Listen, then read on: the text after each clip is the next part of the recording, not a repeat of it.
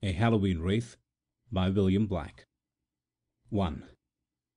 The vast bulk of Ben Cleverig was dark in shadow, but the wide waters of Loch Naver shone a soft silver grey in the moonlight, as Hector McIntyre, keeper and forester in the far solitudes of Glengorm, came striding along the road toward Invermudal. As he approached the little hamlet, which consists merely of the inn and its surroundings, and one or two keepers' cottages, certain small points of red told him of its whereabouts among the black trees, and as he drew still nearer, he thought he would let the good people there know of his coming. Hector had brought his pipes with him, for there were to be great doings on this Halloween night, and now, when he had inflated the bag and tuned the drones, there sprang into the profound silence reigning everywhere around this wild skirl of the hills of Glenorchy. Surely the sound would reach and carry its message. If not, here was Gilead Rover, played still more bravely, and again the proud strains of the Glen's Mine. By which time he had got near to the inn, and was about to turn down from the highway by the semicircular drive passing the front door. But here he suddenly encountered a fearful sight.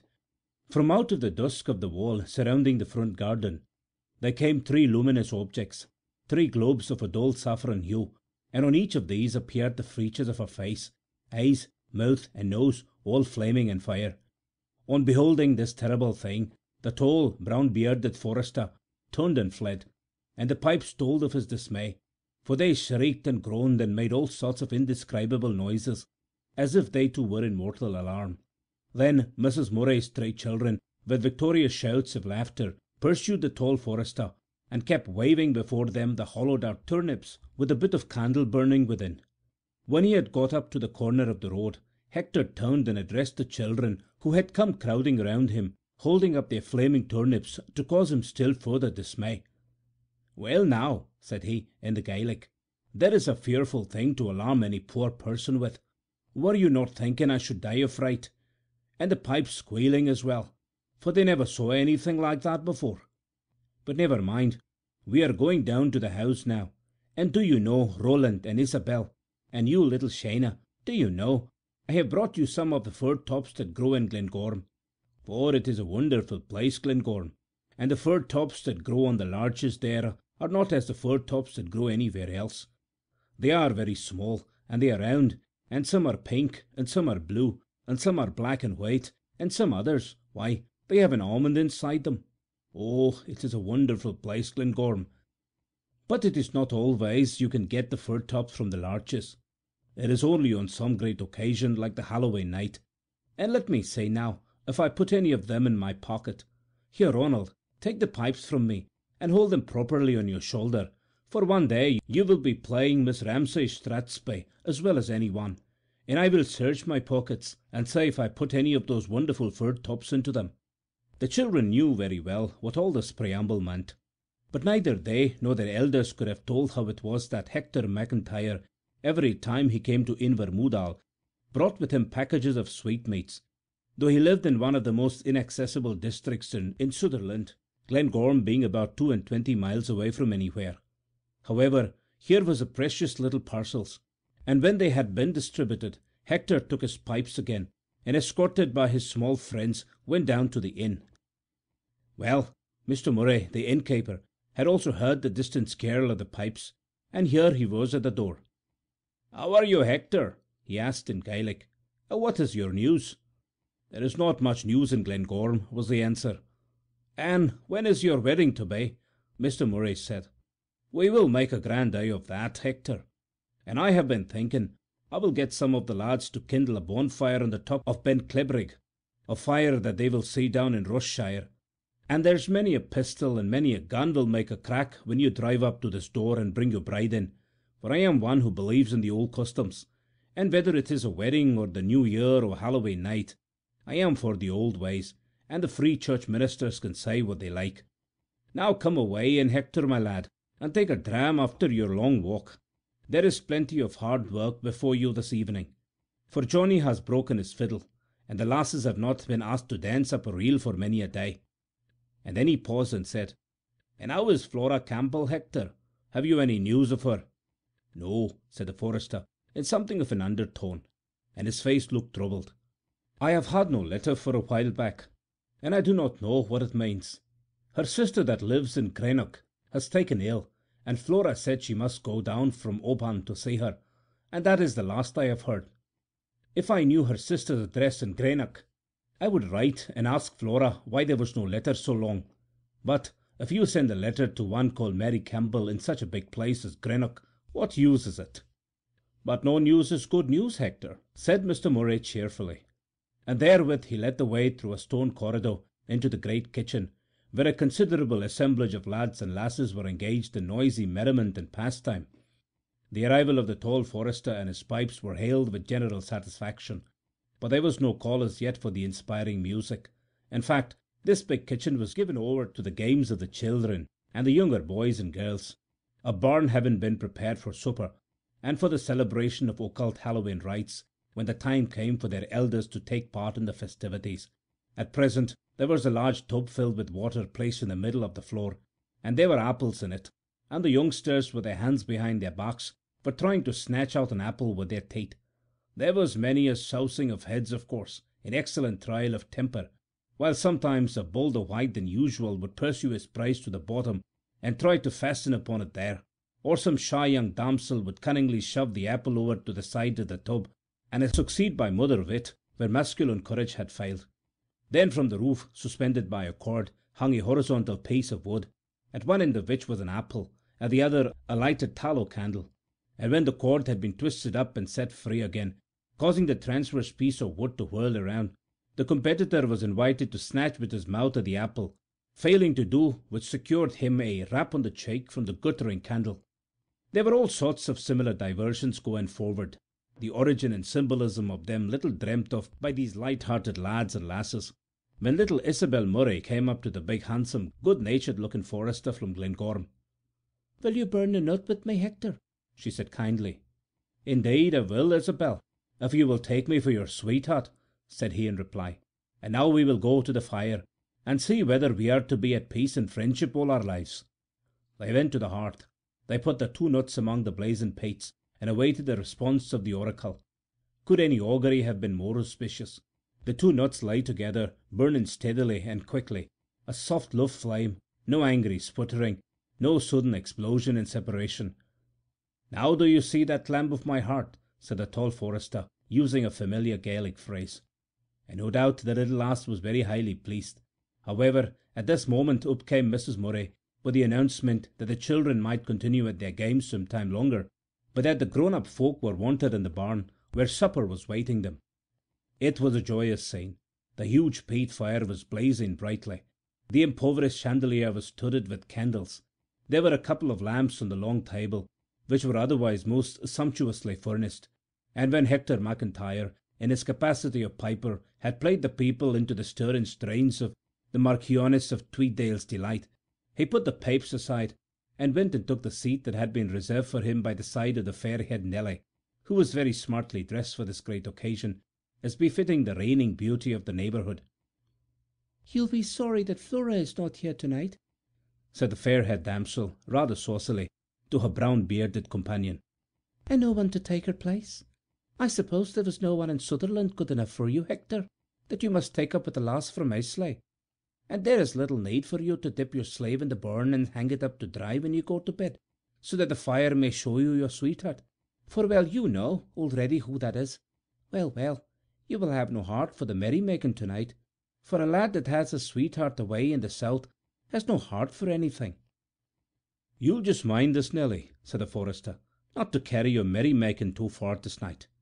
Alister Ross," he continued, glancing down the table toward the huge, rough, red-bearded drover who was seated there, "is not the man to be made a fool of, and if that young fellow Semple does not take heed, he will find himself gripped by the waist some fine dark evening and flung into Loch Naver." "Oh, you are like all the rest, Hector," said the coquettish Nelly, with some impatience. "Every one of you is jealous of Johnny Semple, because he is neatly dressed, and has good manners, and is civil-spoken." "What is he doing here at all?" said Hector, with a frown. "Is it a fine thing to see a young man idling about a place with his hands in his pockets, just because his uncle is the landlord? If he has learned his fine manners in the towns, Why does he not earn his living in the towns? He is no use here." "Oh, no," said Nelly, with a toss of her head. "Perhaps he's not much use on the hill. Perhaps he could not set traps and shoot hawks.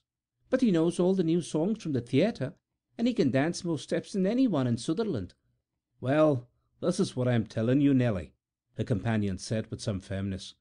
"I do not know what there is between you and Alistair Ross. If there is anything, as people say, then do not make him an angry man. Let simple alone. An honest lass should beware of a town dandy like that."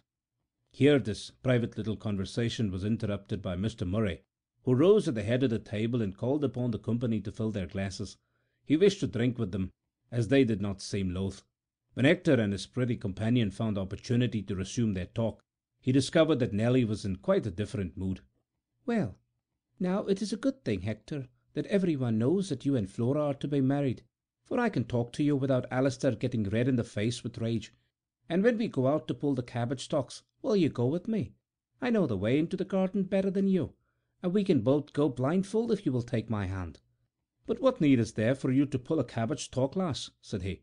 "Do you not know already what like your husband is to be?" Again the pretty Nelly tossed her head. "Who can tell what is to happen in the world?" "And maybe you would rather not pull a stalk that was tall and straight and strong. That would mean Alistair," said the companion, glancing at her suspiciously. "Maybe you would rather find you had got hold of a withered old stump with a lot of earth at the root, a decrepit old man with plenty of money in the bank. Or maybe you are wishing for one that is slim and supple and not so tall, for one that might mean Johnny Simple." "I am wishing to know who the man is to be, and that is all," said Nelly, with some affectation of being offended. "And what harm can there be in doing what everyone else is doing?" However, not all Nelly's blandishments and petulant coquetries could induce Hector McIntyre to take part in this appeal to the divinations of the Kailyard, for when, after supper, the lads and lasses went away blindfold to pull the cassock that was to reveal to them the figure and circumstances of their future spouse, the big forester remained to have a quick smoke with the married keepers and shepherds who had no interest in such matters. It was noticed that he was unusually grave, he who was ordinarily one of the lightest of the light-hearted. Naturally, they put it down to the fact that among all the merry-making and sweethearting and spying into the future of the young people, he alone had no companion, or rather not the companion whom he would have wished to have. For Flora, the young girl whom he was to marry, had left Invermoodal for the south in the preceding autumn, and when they had asked if Flora was quite well, and when he had answered, "Oh, yes," there was nothing further to be said. 2. Now, on All Hallows Eve, there is one form of incantation which is known to be extremely, nay, terribly potent when all others have failed. You go out by yourself, taking a handful of hemp seed with you. You get to a secluded place and begin to scatter the seed as you walk along the road. You say, "Hemp seed, I sow thee. Hemp seed, I sow thee. He who is to be my true love, appear now and show thee." And if you look furtively over your shoulder, you will behold the desired apparition following you. When Nelly came back from consulting the oracle of the Kailyard, it appeared that she had received what oracles generally vouchsafe, a doubtful answer. "What kind of cassock did you pull, Nelly?" Hector asked of her. "Well," said she, "it is not much one way or the other. No, I cannot tell anything by it. But I am going out now to sow the hemp seed, Hector.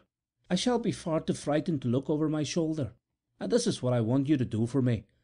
You will stop at the door of the inn and hide yourself, and I will go up the road and sow the hemp seed, and if anything appears, you will see it. Will you do that, Hector? It is a clear night. You will be sure to see if there is anything." He did not seem in the mood for taking part in these superstitious observances, but he was good-natured, and eventually followed her to the door. The little walled garden in front of Invermoodal Inn is shaped like a horseshoe, the two ends of the semicircle touching the main highway at some distance apart. He saw Nelly go up toward the main road, and looked after her absently and without interest. Nay, he was so little thinking of his promised watch, that as she was some time over the sowing of the hemp seed, he left the shadow of the inn door and strolled away up the main road by the other fork of the semicircular drive. It was a beautiful, clear moonlit night. His thoughts were far away from the Halloween diversions. He was recalling other evenings long ago, when Cleverig as now seemed joining earth and heaven, and when there was no sound but the murmuring of the burns through the trackless heather. The highway up there was white before him, On the other side was a plantation of young firs, black as jet. Not even the cry of a startled bird broke this perfect stillness. The wide world of mountains and lochs and moor was plunged in sleep profound. All at once his pipe, that he happened to be holding in his hand, dropped to his feet.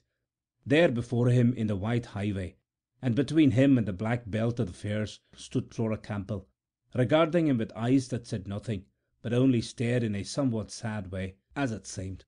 He was not paralyzed with terror at all. He had no time to ask himself what she was doing here, or how she had come here. Flora Campbell standing there in the road, and looking at him in silence. And then the horror came when suddenly he saw that the white highway was empty. He began to shake and shiver as if with extremity of cold. He did not move. He could not move. He knew what had happened to him now. Flora Campbell's wraith had appeared to him. But with what message? The steady gaze of her eyes had told him nothing. If they were anything, they were mournful. Perhaps it was a token of farewell. Perhaps it was an intimation of death. Hardly knowing what he did, and trembling in every limb, he advanced a step or two, so that he could command the whole length of the highway. There was no sign of any living thing there. He could not recall how it was she first appeared. He could not tell in what manner she had gone away. He only knew that for a few moments before Flora had been regarding him with steady plaintive eyes, and that now he was alone with this moonlit road and black plantation, and Clebrig rising far into the silent heavens. Then there arose in his heart a wild resolve that whatever this thing might portend, he must instantly make way for the south, to seek out Flora Campbell herself. She had something to say to him surely, though those mournful eyes conveyed no intelligible message. Nay, if she were dead, if this were but a mute farewell, must he not know? Dazed, bewildered, filled with terrible misgivings of he knew not what, he slowly went back to the inn. He had some vague instinct that he must ask Mr. Murray for the loan of a stick if he were to set out now to cross the leagues of wild and mountainous country that lie between Invermoodal and the sea. Mr. Murray, as it chanced, was at the door. "God's sakes, Hector, what is the matter with you?" he exclaimed in alarm, for there was a strange look in his face. "I have seen something this night," was the answer, spoken slowly and in an undertone. "Nonsense, nonsense," the innkeeper said. "The heads of the young people are filled with foolishness on Halloween, as every one knows. But you are not to be frightened by their stories." "It has naught to do with Halloween," said Hector, still with his eyes fixed on the ground, as if seeking to recall something. "Do you know what I have seen this night? I have seen the wraith of Flora Campbell. Aye, as clear as daylight."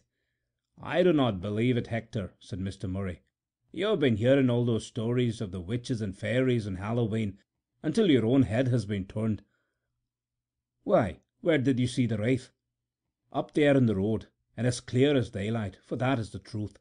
It was Flora herself," the tall forester made answer, not argumentatively, but as merely stating a fact that he knew.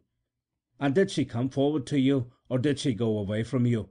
Mr. Murray asked curiously. I am not sure," Hector said after a little hesitation. "No, I could not say. Perhaps I was not thinking of her, but all at once I saw her between me and the plantation in the middle of the road, and for a moment I was not frightened. I thought it was Flora herself. Then she was gone." "For you know what they say, Hector," Mr. Murray continued. "When a wraith appears, it is to tell you of a great danger, and if it comes forward to you, then the danger is over. But if it goes away from you, the person is dead." "Aye, aye, I've heard that too," Hector murmured, as if in sombre reverie. Then he looked up and said, "I am going away to the south." "Well, now, that is unfortunate, Hector," the good-natured innkeeper said to him, "for tomorrow the mail comes north, and you will have to wait till the next day for the mail going south, to take you to the Lairg to catch the train." "I will not wait for the mail," answered the forester, who indeed knew little about travelling by railway. "Tomorrow is Wednesday. It is the day the big steamer starts from Loch Inver. Perhaps I may be in time." "Loch Inver!" the other exclaimed. "And how are you going to get to Loch Inver from here, Hector?" "Across the forest," was the simple reply. "Across the Ray forest and down by Loch Assynt. That will be a fearful journey through the night." "I cannot rest here," Hector said. "You will make some excuse for me to the lads and lasses. I will leave my pipes. Long Murdoch will do very well with them, and I will thank you to lend me a stick, Mr. Murray, for it will be a rough walk before I have done." Mr. Murray did more than that. He got his wife to make up a little packet of food, to which he added a flask of whisky, and these he took out for the young man, along with a shepherd's staff of stout hazel. "Good-bye, Hector," said he. "I hope you will find all well in the south." "I do not know about that," the forester answered, in an absent sort of fashion. "But I must go and see. There will be no peace of mind for me. There would not be one moment's space for me, otherwise, for who knows what Flora wanted to say to me." 3. It was an arduous task he had set before him. For 9 men out of 10 it would have been an impossible one. But this young forester's limbs knew not what fatigue was, and in his heart there burned a longing that could not be assuaged. Nor in ordinary circumstances would the loneliness of this night journey have mattered to him, but his nerves had been unstrung by the strange thing that had happened, and now, as he followed the shepherd's track that led away into the higher moorlands south of the Moudal river, he was conscious of some mysterious influence surrounding him that was of far more immediate concern than the mere number of miles, some 40 or 50, he had to accomplish before noon of the next day. Those vast solitudes into which he was penetrating were apparently quite voiceless and lifeless, and yet he felt as if they knew of his presence and were regarding him. A white stone on a dark heather-covered knoll would suddenly look like a human face, or again he would be startled by the moonlight shining on a small turn set among the black peat hogs. There was no moaning of the wind, but there was a distant murmuring of water. The rills were whispering to each other in the silence. As for the mountains, those lone sentinels, Ben Loyal and Ben Hope and Ben He, they also appeared to be looking down upon the desolate plain.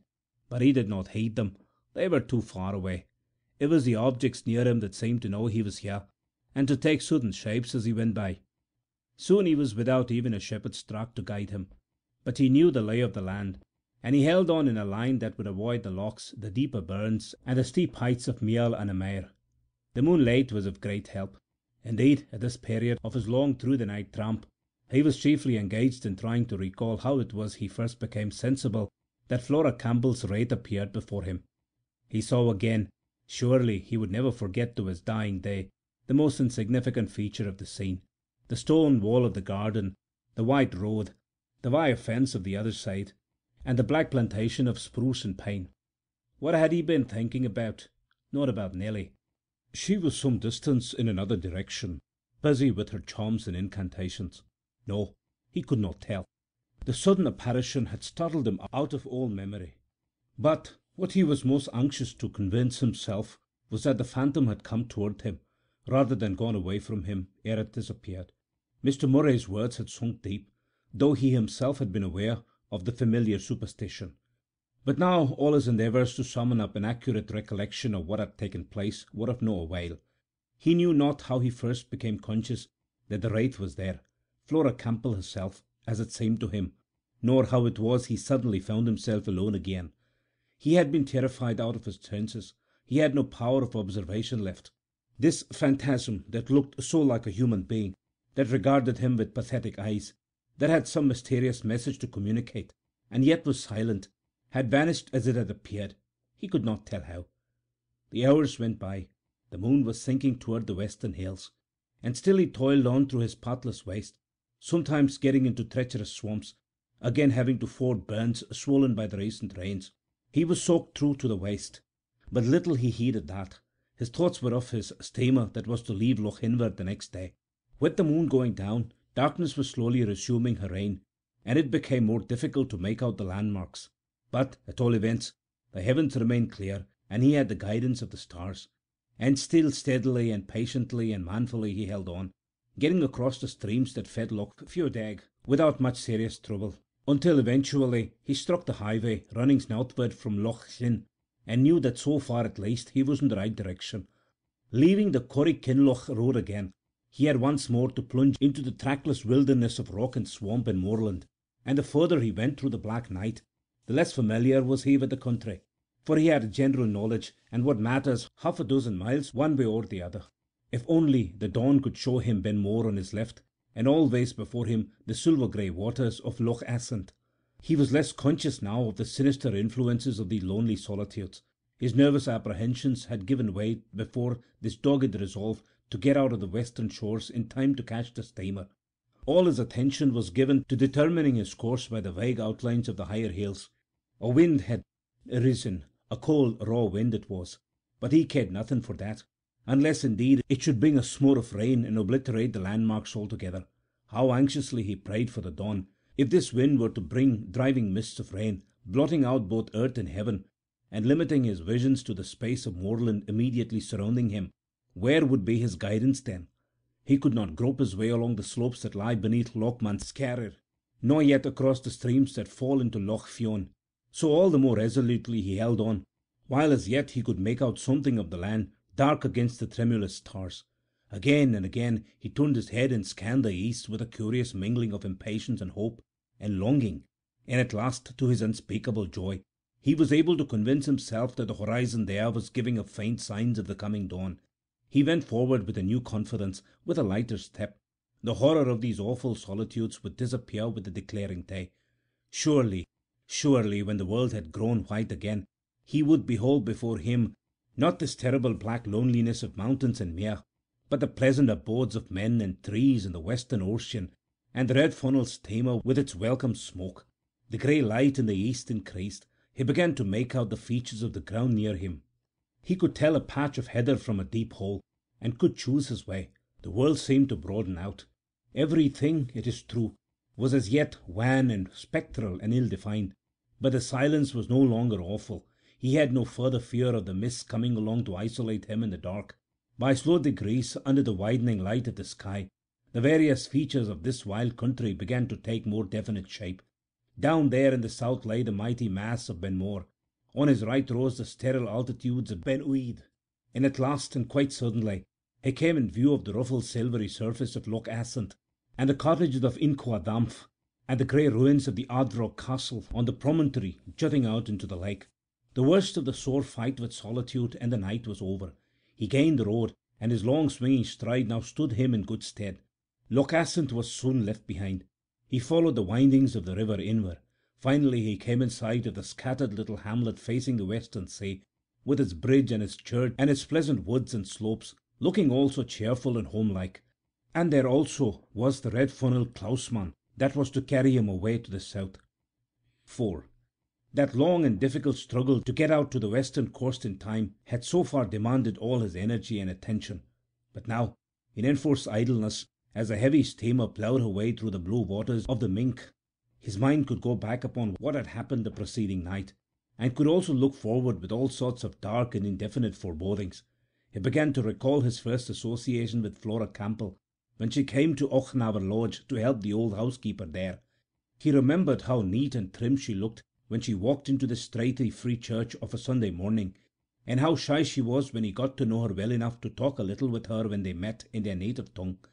Their courtship and engagement had the entire approval of Flora's master and mistress, for the old housekeeper at the lodge was now past work, and they proposed to install Hector's wife in her place, and give her a permanent situation. The wedding was to be in February or March. In April the young wife was to move into the lodge, to get it ready for the gentlemen coming up for the salmon fishing. When the fishing and shooting of the year was over, Flora could return to her husband's cottage, and merely look in at the lodge from time to time to light a fire or two and keep the place aired.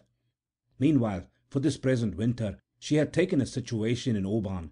She was a West Highland girl, and had remained there until summoned away to Greenock by the serious illness of her sister.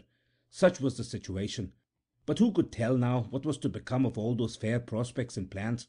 Was it to bid a last farewell to them and to him that the young Highland girl had appeared, saying good-bye with such mournful eyes? The small parlour in his cottage, was she never to see the little adornments he had placed there, all for her sake? Well then, if what he feared had come true, no other woman should enter and take possession. There were dreams of Canada, of Cape Colony, of Australia in his brain, as he sat there with bent brow and heavy heart, taking hardly any heed of the new shores they were now nearing. This anguish of brooding became at length insupportable. In despair he went to the stevedore, and said he would be glad to lend a hand with a cargo as soon as the steamer was alongside the quay in Stornoway harbour. And right hard he worked too, hour after hour, feeding the steam crane that was swinging crates and boxes over and down into the hold. The time passed more easily in this fashion. His chum was a good-natured young fellow who seemed rather proud of his voice. At times he sang snatches of Gaelic songs, Mairi Pin, Meol, Shuliach, Mary of the Bewitching Eyes, or Ait in Kaidil and Ribbin, Where sleepest thou, dear maiden? They were familiar songs, but there was one still more familiar that woke strange echoes in his heart. For Flora Campbell was a West Country girl, and of course her favourite was the well-known Fierabata. I climbed the mountains and scanned the ocean, for thee, my boatman, with fond devotion. When shall I see thee? Today, tomorrow? Oh, do not leave me in lonely sorrow. O my boatman, ma horo ailia. O my boatman, na horo ailia. O my boatman, na horo ailia. O my boatman, na horo ailia. 100 farewells to you, wherever you may be going. That is how it begins in the English, but it was the Gaelic phrases that haunted his brain, and brought him remembrance of Flora's crooning voice, and of a certain autumn evening, when he and she and some others went all the way down Loch Naver to Invermoodal, Flora and he sitting together in the stern of the boat, and all of them singing the Fierabata. The clansmen left Stornoway that same night, groaning and thundering through the darkness on a way to Skye. Hector did not go below into the forecabin. He remained on deck, watching the solitary ray of some distant lighthouse, or perhaps turning his gaze upon the great throbbing vault overhead, where Cassiopeia sat, throned upon her silver chair. More than once an aerolite shot swiftly across the clear heavens, leaving a faint radiance for a second or so in its wake, but he took no heed of these portents now. In other circumstances they might mean something, but now a more direct summons had come to him from the unknown world. The message had been delivered, though he had been unable to understand it, and he knew that what was to happen had now happened in that far town of Greenock. And all the slow hours went by, his impatience and longing increasing almost to despair. The dark loom of land in the south appeared to come no nearer. The monotonous throbbing of the screw seemed as if it were to go on forever, and as yet there was no sign of the dawn. But the new day, which promised to be quite insupportable in its tedium and in its fears, in reality brought him some distraction, and that was welcome enough. At Portrayed there came on board a middle-aged man of rather mean aspect, with broken nose, long upper lip, and curiously set small grey eyes. He carried a big bag, which apparently held all his belongings, and that he threw on to the luggage on the forward deck. "Where's this going to?" called the stevedore. "Sure, 'tis bound for the same place as myself," said the newcomer facetiously. "And that's Philadelphia, begob." "We don't call there," retorted the stevedore dryly. "And you'd better stick to your bundle if you want to see it at Greenock." And very soon it became apparent that the advent of this excited and voluble Irishman had brought new life into the steerage portion of the ship. He had had a glass or two of whisky. He talked to everybody within hearing about himself, his plans, his former experiences of the United States, and when gravelled for lack of matter, he would fall back on one invariable refrain: "Oh, begob, the Americans are the boys." And in especial were his confidences bestowed on Hector McIntyre, the shy and reserved Highlander, listening passively and without protest to Parry's wild asseverations. "Oh, the Americans are the devils, and no mistake," he exclaimed.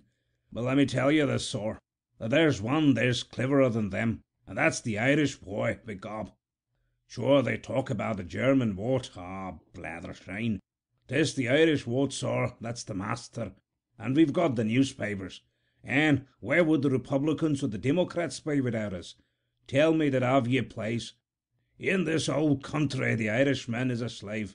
In America he's the master, and every mother's son of them knows it. Begob, sir, that's the place for a man.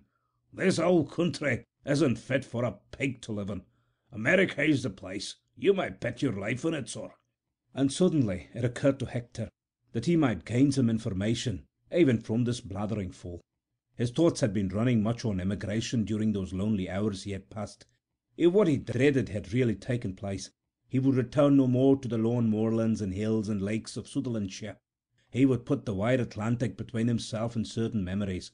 For him it would be Soraid Slan, Litier Mo Graith, a long farewell to Finnery. But at present the Irishman would not be questioned.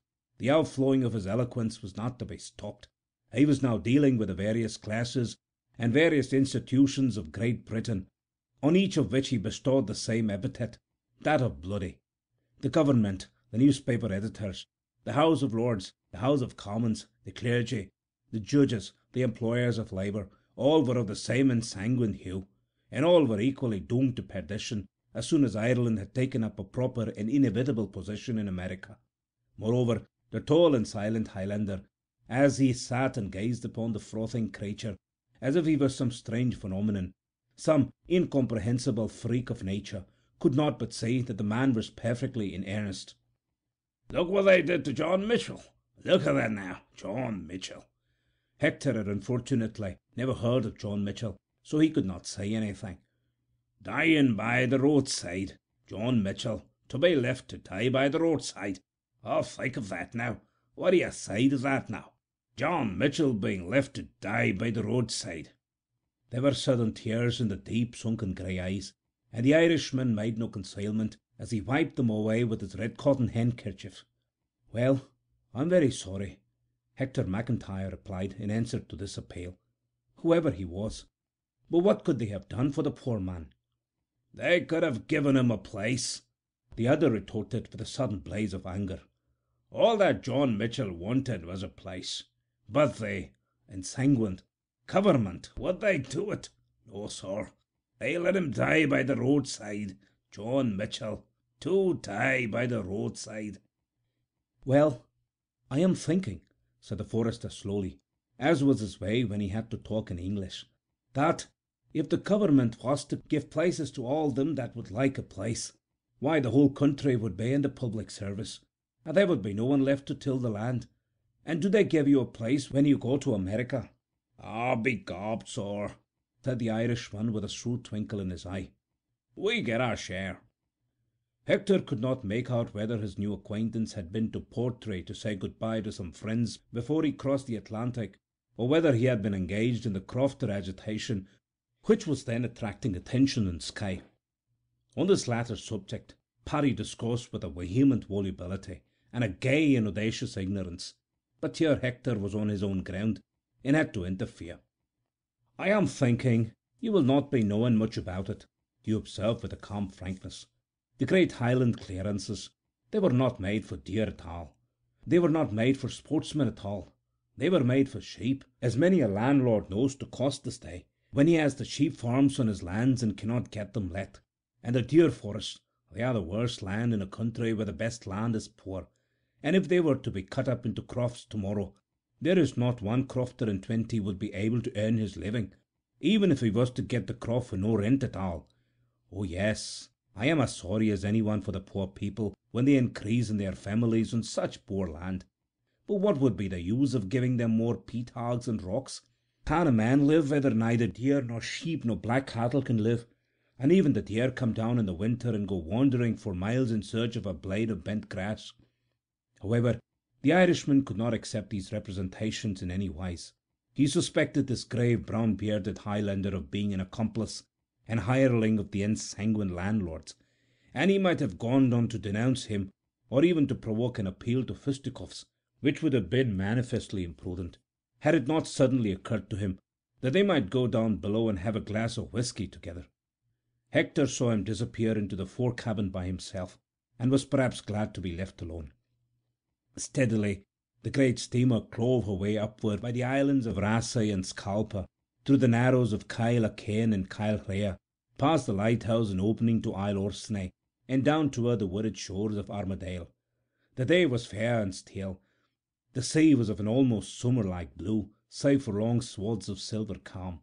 The sun shone on the lower green slopes that seemed so strangely voiceless, and on the higher peaks and shoulders of the hills, where every corrie and watercourse was a thread of azure among the ethereal rose-greys of the far-reaching summits. Even the wild Ardnamurchan, the headland of the great waves, had not a flake of cloud clinging to its beetle cliffs, and the long smooth roll that came in from the outer ocean was almost imperceptible.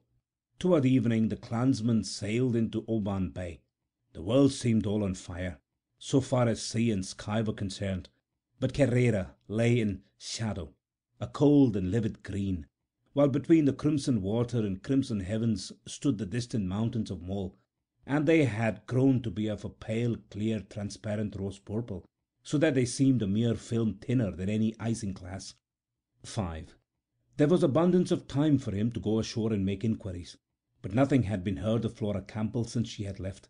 However, he managed to get the address of her sister, Mary Campbell, and with that in his possession he returned on board. Thereafter the monotonous voyage was resumed, away down by the long peninsula of Kentire, and round the mole up again through the estuary of the Clyde, until at 4 o'clock on the Friday afternoon the clansmen drew into Greenock Quay, and Hector McIntyre knew that within a few minutes he would learn what fate had in store for him for good or irretrievable ill. He found his way to the address that had been given him, a temperance hotel at which Mary Campbell was head laundry maid. But Mary Campbell was no longer there. She had been removed when she was taken ill, and as she would not go into a hospital, according to familiar prejudice amongst many of her class, lodgings had been found for her. Thither Hector went forthwith, to a slummy little by-street, where after many enquiries he found the land and the clothes that he sought. He ascended the grimy and dusky stone stairs. When he had nearly reached the top floor, he was met by a stout elderly man who had just shut a door behind him. "Is there one Mary Campbell living here?" he made bold to ask in English. "Aye, that there is," said the stranger, fixing keen eyes on him. "Are you come for news of her? I am the doctor." "Yes, yes," Hector said, but could say no more. His heart was beating like to choke him. He fixed his eyes on the doctor's face. "Ye'll be one of her Highland cousins, eh? Ye dinna look like a town-bred lad," said the brusque and burly doctor, with a sort of facetious good humour. Well, Mary is getting on right enough. You might as well go in and cheer her up a bit. The twa lasses dinna seem to have many friends." But Flora," said the forester, with his hungry, haggard eyes still watching every expression of the doctor's face. "The other one? Indeed, she has had the fever worse than her sister. I wasna sure one night but that she would go." McIntyre seemed to hear no more. Flora was alive, was within a few yards of him. He stood there quite dazed. His eyes were averted. He was breathing heavily. The doctor looked at him for a moment or two. "Maybe it's the sister you're anxious about," said he bluntly. "Well, she's no out of the wood yet, but she has a fair chance. What, man, what's the matter with ye? It's not such ill news." "No, no, it's very good news," Hector said in an undertone as if to himself. "I was fearing something. Can I see the lass? I was not hearing from her for a while." But he could not explain what had brought him hither. He instinctively knew that this south countryman would laugh at his Highland superstition, would say that his head had been stuffed full of Halloween nonsense, or that at most what he had imagined he had seen, and the fact that Flora Campbell had fallen seriously ill formed but a mere coincidence. "Oh yes, you can see her," the doctor said with rough good nature, "but I'll just go in beforehand to give her a bit of warning. You can talk to her sister for a minute or two. She's sitting up now, and soon she'll have to begin and nurse her sister, as her sister did her until she took the fever. Come away, lad. What's your name, did ye say?" "Hector McIntyre. Flora will know very well where I am from." The doctor knocked at the door, which was presently opened by a young girl, and while he left Hector to talk to the elder sister, who was lying propped up on a rude couch in a rather shabby little apartment, he himself went into an inner room. When he came out, he again looked at Hector curiously. "Now I understand why you were so anxious," said he with a familiar smile. "How came ye to hear she was ill? She says she did not want ye to ken anything about it until she was on the high road to getting better." Hector did not answer him. He only looked toward the door that had been partially left open. "Go in, then," said the doctor, "and dinna stay over long, my lad, for she has little strength to waste in talking as yet." Timidly, like a schoolboy, this big strong man entered the sick room, and it was gently and on tiptoe, lest his heavily nailed boots should make any noise, that he went forward to the bedside. Flora lay there, pale and emaciated, but there was a smile of surprise and a welcome in the dark blue Highland eyes, and she tried to lift her wasted hand to meet his. What they had to say to each other was said in the Gaelic tongue. "It is sorry I am to say you like this," said he, sitting down and keeping her hand in his own, "but the doctor says you are now in a fair way to get better, and it is not from this town I am going until I take you with me, Flora, girl of my heart, the Sutherland air will be better for you than the Greenock air, and your sister Mary will come with you for a while, and both of you will take my little cottage, and Mrs. Matheson will give me a bed at Achnavel Lodge. I am sure Mr. Lennox would not object to that." "But Hector, how did he know that I was ill?" the sick girl said, and her eyes did not leave his eyes for a moment.